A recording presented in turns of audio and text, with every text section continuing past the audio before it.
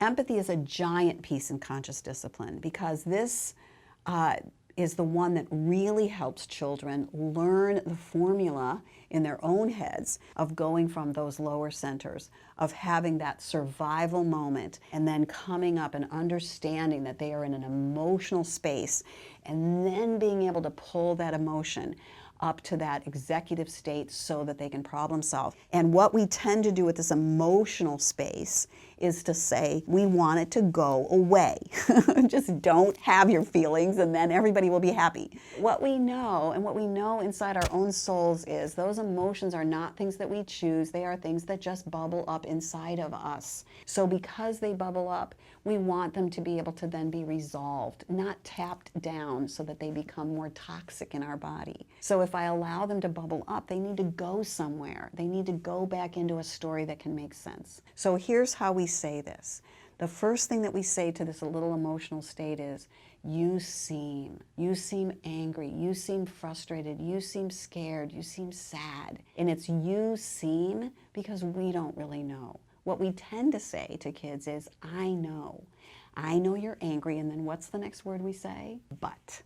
It's that but again.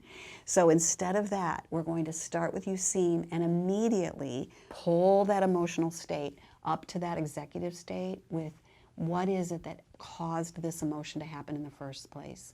You seem angry, you wanted. If I don't know, I'm going to leave it as a question. You seem angry, you wanted. Anger comes from someplace. What was it that happened that brought that up for you? So you seem, you wanted. If I know, I can state it.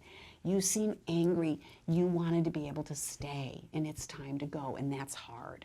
So once I get it up to that executive state with you wanted, then I can say to them, breathe with me.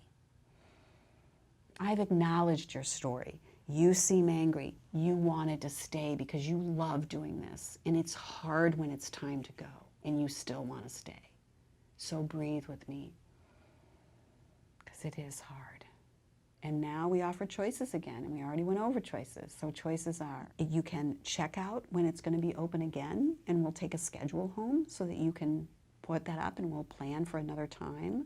Or you can just walk to the car with me, and then we'll check it out when we get home. What works for you? So now it's about organizing. Does this mean they're going to walk happily to the car with you, skipping and hopping? No. But it does mean that they at least have that soothing presence of you saying, no wonder it's hard, instead of, stop complaining or we're never coming here again. So it's just that moment when we help them regulate that movement up. And here's the beauty of this. As they get older, here's what they say in their heads when they're having a disappointment.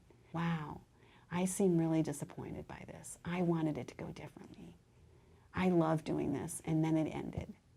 So I'm going to breathe because I can handle this. Wouldn't that be great to instill that in your child's brain for the rest of their lives?